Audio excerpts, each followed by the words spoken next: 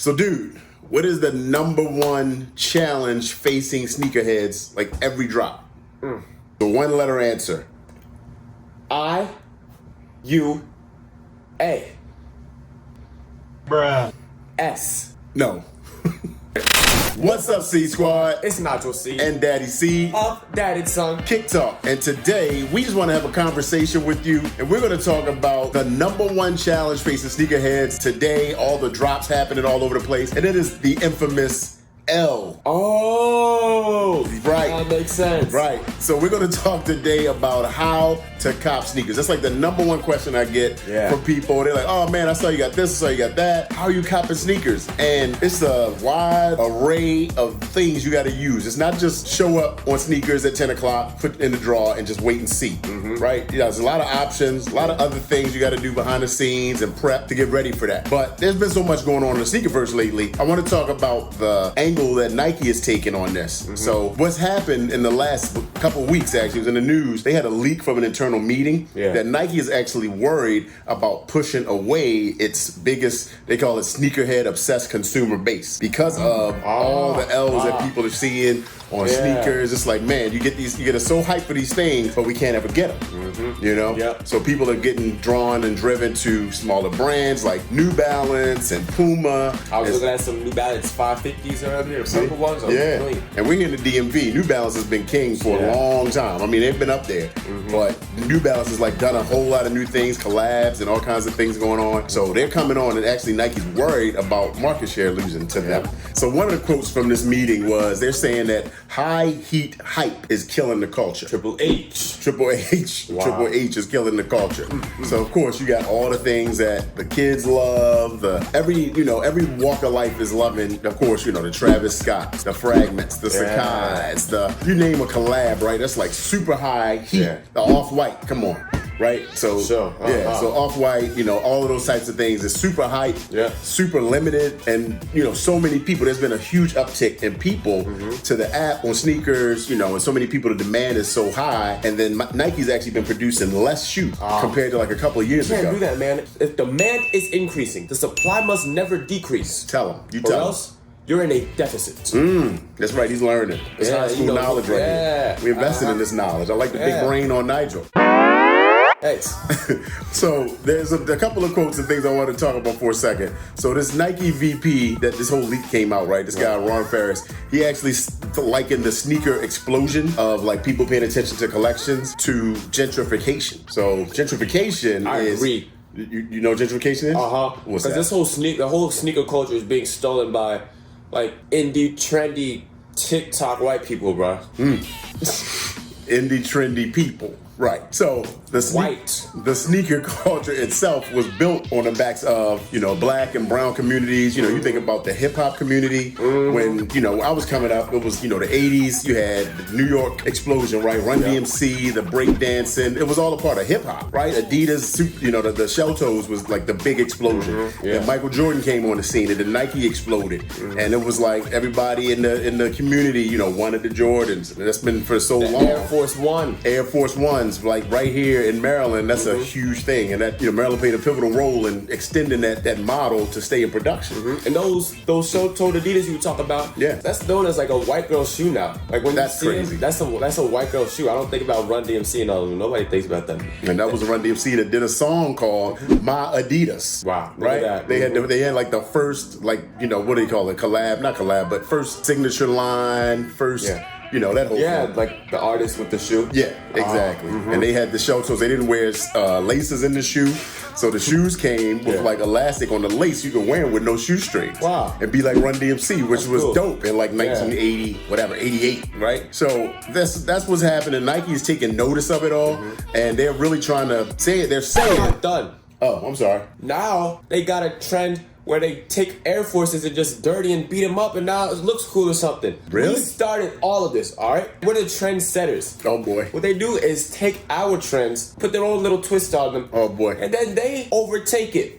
Slow down, Brother Malcolm. We're going to go back to the concept at large that we're talking about here, right? So we're not talking about... The concept at large is built up of smaller, intricate details. Yes. That build up this large construct. And not until we understand these small details will we be able to break the construct.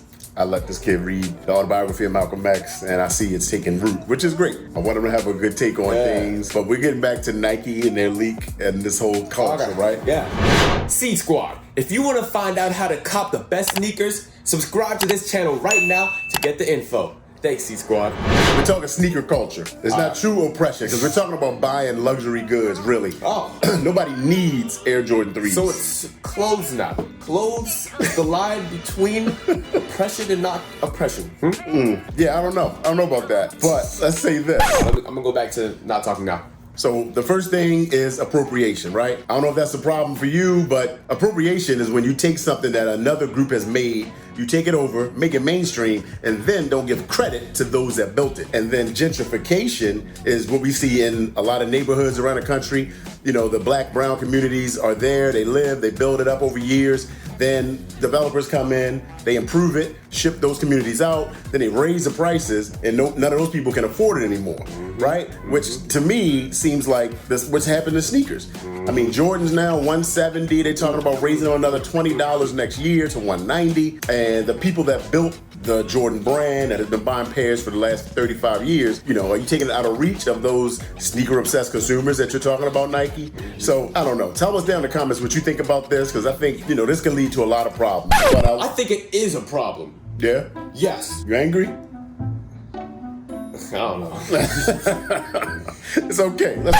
Let's be angry. We demand change. We demand change, Nike. Yeah. But I will say this, to their credit, and I don't know if this is lip service or not, Nike is saying that there is an issue and they want to change this, you know, this whole thing. They know there's something happening. There's trends that are not looking good for them. A lot of their numbers, traffic's increased across the sneakers app like 57% in the last year. Meanwhile, their production has decreased. They've been able to satisfy 7% of consumer demand. Jeez. 7. That's rough. And that's down from 13% 2 years prior to that. So again, more hype, less product, more frustrated people. So is this like a gentrification black-white problem? I technically don't think so. I think it's... Yes, it is. Why? Why do you say so? Because when, what's the name, whatever, buys some Air Forces and beats them up and makes them look all dirty, that is a problem. For number one, because it doesn't look good like that. Second of all, because she's taking a shoe that's important to our culture. And done the exact opposite. We are supposed to keep our Air Force Ones clean, crisp, and pristine. I hear you. This new trend of beating them up is throwing dirt on our names and our people. Oh. Now, maybe if we created the shoes and made the shoes and said this is the specific purpose for them, maybe you would have an argument. But we don't make any of this. Nike makes it, right? So it's a part of sneaker culture, right? All of it. Nike produces the shoes. They say, you buy these shoes, you do what you want with them. I don't care if you beat them up, run in the mud, you know, keep them crisp and fresh. But ultimately, I believe wear your shoes, right? So that's, you know, that's my take on it. I don't think it's a black-white thing. I think it's just a sneaker culture thing. And like I said, Nike is looks like they're trying to remedy the problem. They've actually been nice to us lately. So I have seen some like additional got-ems, more than I've seen in the last like few months recently, right? So have you ever wondered how many people you're competing against on drop day? No, I haven't. You haven't. I have. Oh. When you enter those draws, there's, you know, all this Nike information said it was previously roughly around 300,000 users at drop day to, you know, competing for a shoe in a draw. Now they say it's as high as 750,000 people on hype drops, right? So when you don't get them, there's a reason. And it's not bots on the sneakers app, because they kind of weed all that out. They say they do a good job with that. Yeah. So then again, the challenge becomes, how do you cop, right? You know, we got exclusive access on the off-white dunks, the 50, remember lot 12? If you haven't seen that video, we'll put it here, so you can go check that out. They got exclusive access recently on another shoe we're gonna release a video on soon. So some things have been happening, but Nike and sneakers isn't the only game in town. So we talk about how to cop today. There are some other tools and things you need to be aware of. There are raffles you should be entering. So raffles, basically you're entering in, it's just like what it sounds like. You're putting a ticket in the hat, hopefully you get the chance to buy, right? It's funny because it's like, raffle, ooh, I won. No, you won the opportunity to spend your money, right? You're not winning the shoe. The ticket is just now you can actually buy it. Yeah, they'll send you an email like, hey, you won. Now pay this invoice, but you get the shoe. So that's a good thing. Yeah. And raffles, you can find those through a lot of boutiques. Actually, a lot of like Foot Locker, some of the other places do raffles, but a lot of boutiques and not just traditional, Finish Line, Foot Locker, Foot Action. Yeah. But there's other ones like Kith. Alma Maniere. Yep. Social Status. 9 out of 10. 9 out of 10. Some of those, they're a resale shop. You talking about here? Yeah. Yeah. So resale shops is another good one. That's another one you can find some heat that people buy and then of course want to sell right away to get a little come up. Yeah. You can do some manual copping, right? When the shoe actually drops, it's not just sneakers, but go to Alma Maniere, some of these other boutiques, check their release calendar, and you'll see like this shoe that you want drops Saturday at 10 a.m. Yeah. And that's a first come first serve to get in line, get that thing in your cart, pay as quick as humanly possible. I got a number of shoes back here that I was able to get cop like that. There's resellers. So if you know any resellers locally, of course, some resellers are trying to make the biggest profit imaginable, but there's some that are more regional. Typically, it's a smaller reseller, more local, localized. We got a guy here that I'm good friends with, the guy Supreme Sneakers DMV. Check him out. He does some things local on the local level, but he's here in the DMV. And then there's your regular retail, like Nordstrom, Dick's Sporting Goods. They have hype releases on those days too. I was able to get those LeBron Space Jams for you. They're nice too. On the Dick's website. And then the last thing I'm going to talk on briefly, because I'm going to do a whole separate episode. So we'll call this part 1. Part 2 is going to go into more detail on something that I came across that I actually love. There's a sneaker community that I'm a part of, and I actually love it. They equip you with tools and training and all the information you need to cop shoes and grow your collection. We'll talk about that in part 2 of this video. So that's it for right now, part 1. But I can't wait to get to that. Thanks for hanging out. We'll see you on the next one. Peace.